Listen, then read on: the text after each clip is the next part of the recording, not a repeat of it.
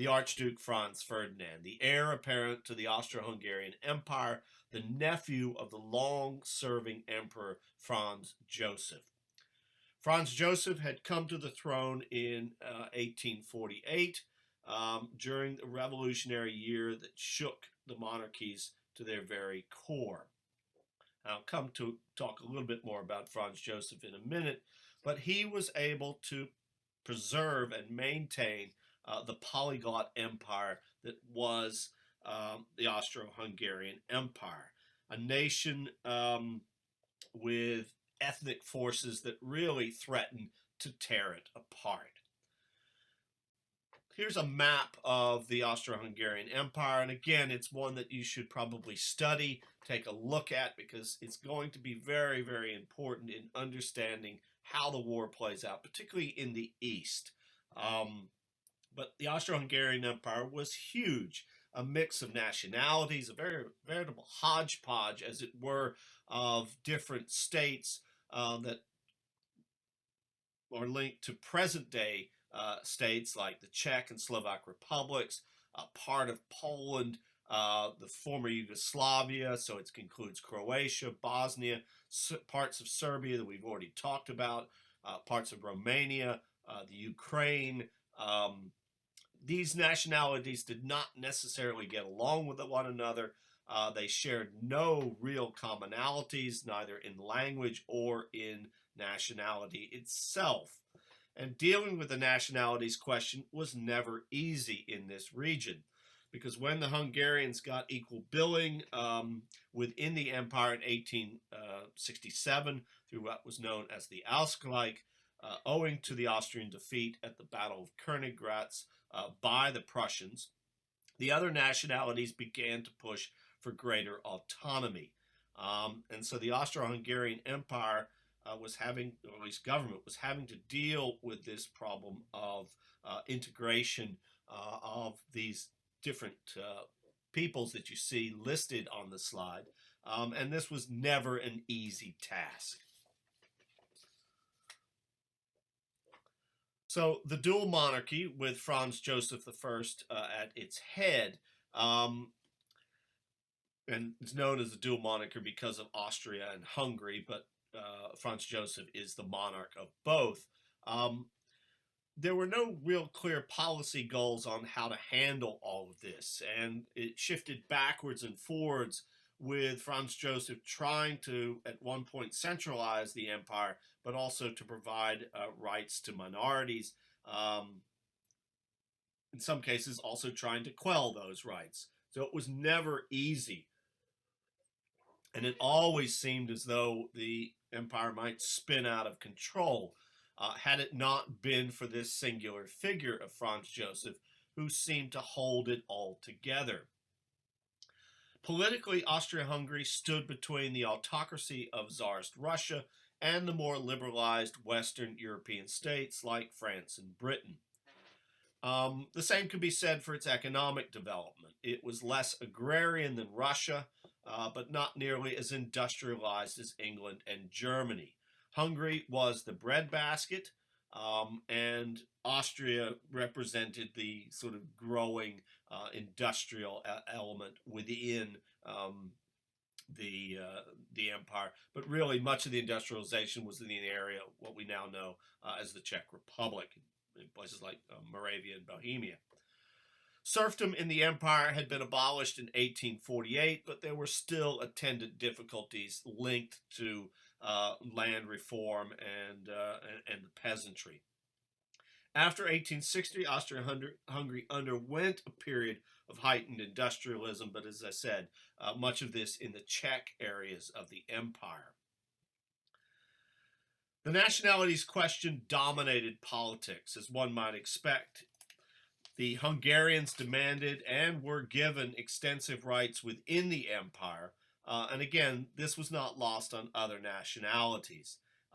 Groups like the Czechs, interesting enough, were in some cases pushing for greater autonomy as the war was unfolding. In 1914, Franz Joseph, who had been born in 1830, was 84 years old, and most believed that he would not live more than a few years, and that was the case. He died in 1916. But he was the only monarch that most in the empire had ever known. He was, in many respects, still living in the middle of the 19th century rather than the beginning of the 20th. Franz Joseph refused to allow electric lighting in his palaces, nor did he allow typewriters. He slept on an army cot in his study, though with the finest linens, and he, rarely took a ride in an automobile, for which he did not like. And in some cases, he's like his Habsburg ancestor, Philip II of Spain.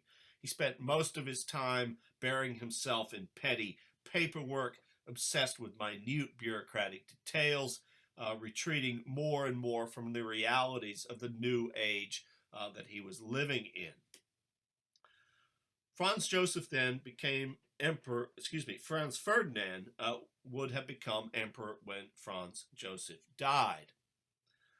And there were few in the empire who were eager for his accession to the throne.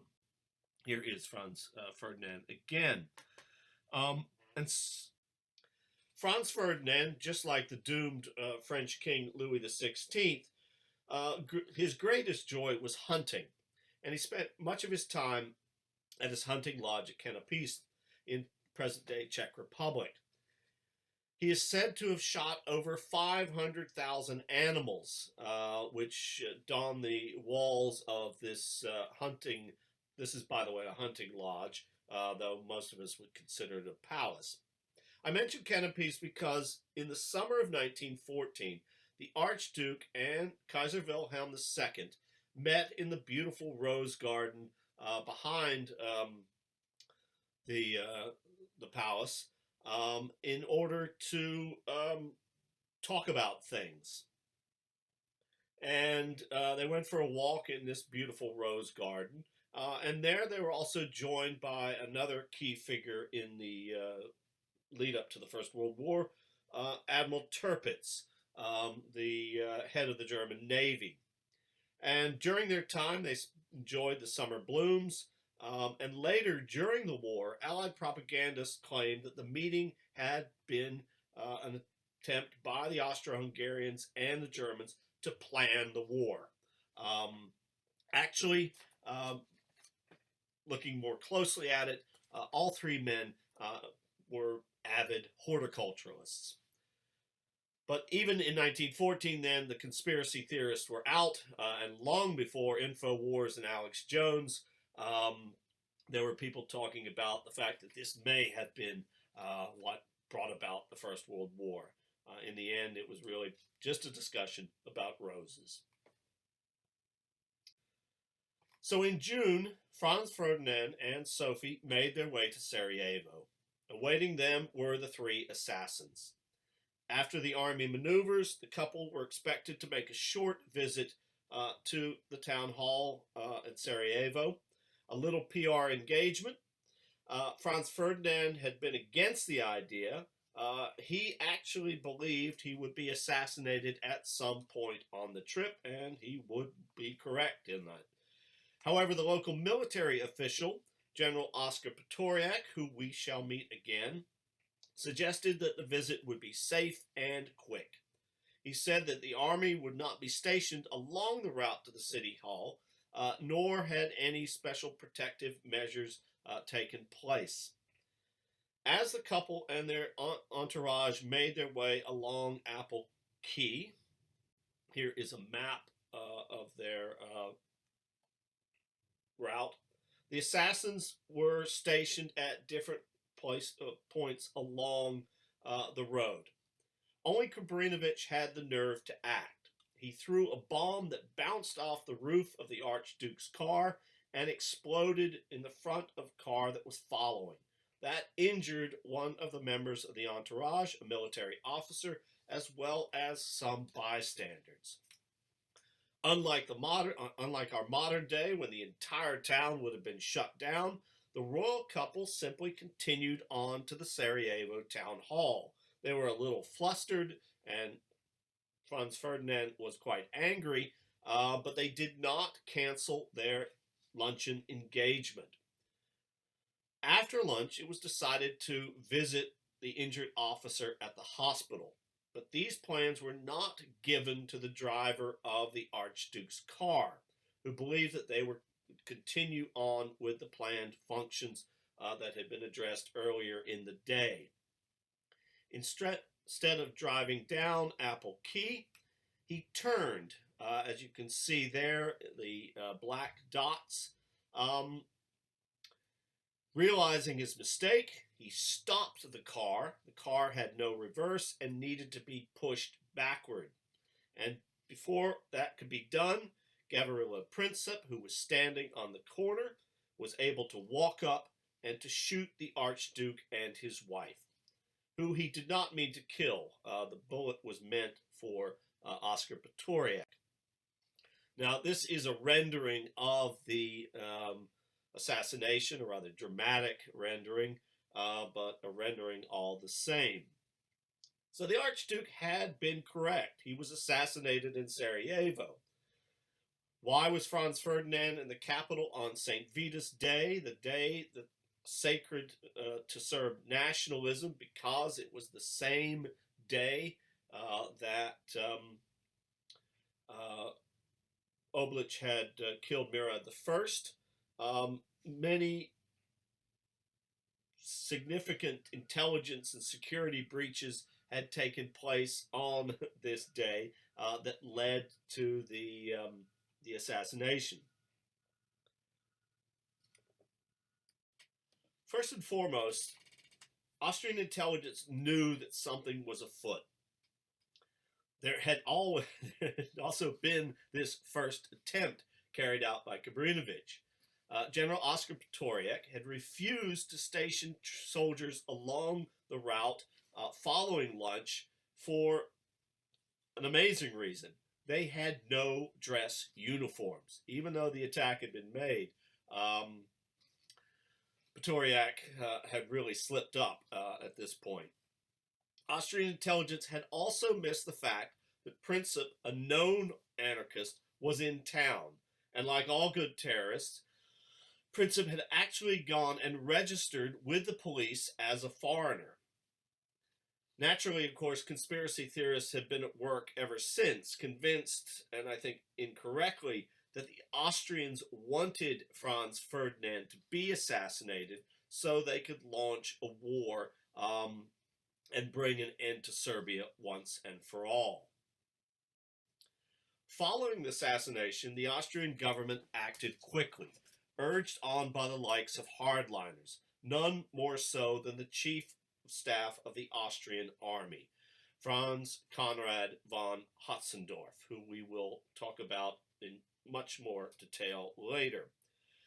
Hötzendorf was a social Darwinist, and he had been chomping at the bit to get at the Serbs since the turn of the century.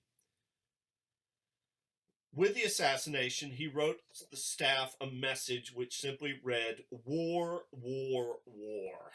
Believing that the Serbs had now shown their cards and that they were behind the attack, these men urged the Austrian foreign minister, Leopold von Berchtold, who spoke with Franz Joseph, to demand that, by the time we reach July, that Belgrade issue an ultimatum to the Serbs. And this ultimatum would allow the Austrians to investigate the crime and to uncover the parties behind it. The German ambassador in Vienna, Heinrich von Schirtzky, backed the proposal as well. And before Berthold's meeting with Franz Joseph, he was urging the Austrians to teach the Serbs a lesson that they would remember.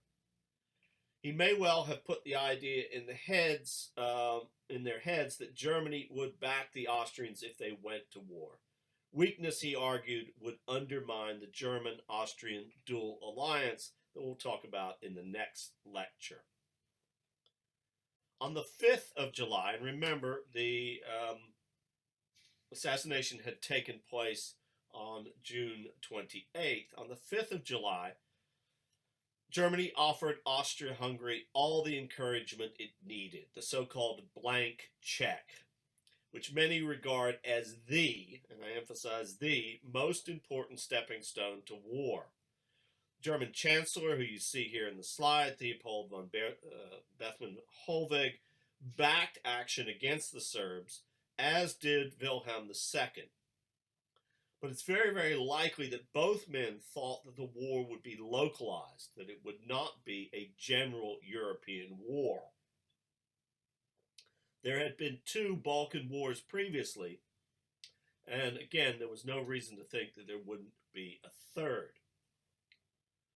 The wheels were now set in motion. The Russians, who saw themselves as protectors of the Slavs, and in this case the Serbs, sent the Austrians word that they would not tolerate the humiliation of Serbia. They feared that the Austrians would use the crisis as a pretext to annex Serbia altogether, and they refused to accept any attack on their fellow Slavs. In Belgrade on July 10th, the Russian ambassador, who you see here, Nicholas Hertwig, an ardent pan-Slavist, met with his Austrian counterpart in the city, Baron Giesel, to urge caution. Giesel stated that Serbian sovereignty would not be undermined, but that those Serbian officials responsible would be brought to justice. When Giesel left the meeting, Hartwig suffered a heart attack and died on the spot, further exacerbating tensions between Austria and Russia and adding, of course, to the conspiracy theories. This stuff makes Game of Thrones look like Modern Family. Assassinations, suspected poisonings, ultimatums. You couldn't really write this stuff. On July 20th, Berthold sent the proposed ultimatum to the Serbs. First to his embassies across Europe, and then, very last, on the 23rd, to the Serbs themselves. The ultimatum, which the Serbs had 48 hours to reply to, had 10 points, to which the Serbs accepted 9. The only one that the Serb Prime Minister, Nikola Pasic, refused was to allow Austrian judicial officials, which you see here in number 5, to take part in the investigation. Serbia wished to see this particular demand submitted to the International Tribunal in The Hague in the Netherlands, which had been established in 1899. Sir Edward Grey, the British Foreign Secretary, called the document the most formidable ever addressed from one state to another.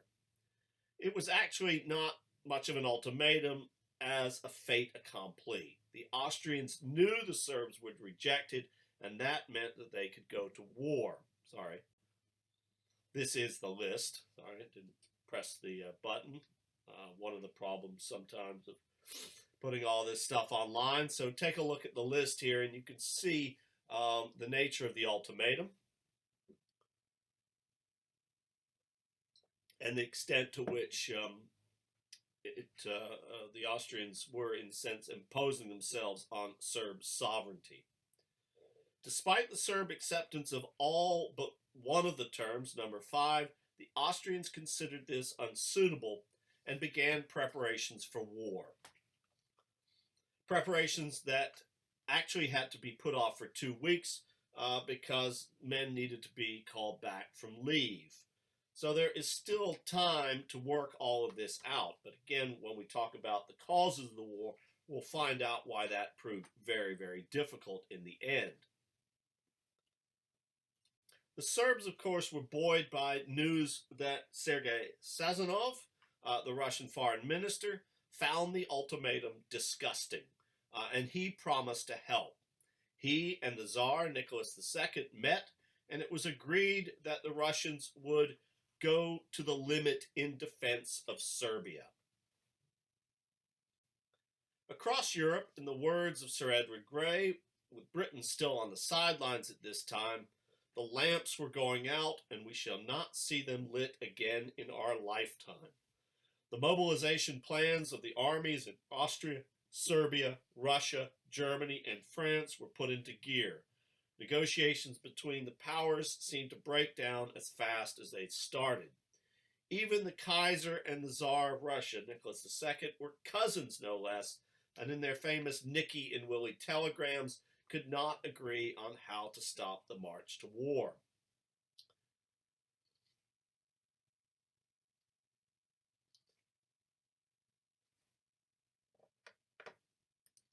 On the 28th of July, just 1 month after the assassination of Franz Ferdinand, the Austrians opened fire on Belgrade, just across the Danube from Austria-Hungary, and World War I had begun. So in the next lecture, we will take a look at causes, going back to beginning of the 19th century, and then look at both long-term and short-term causes of the war.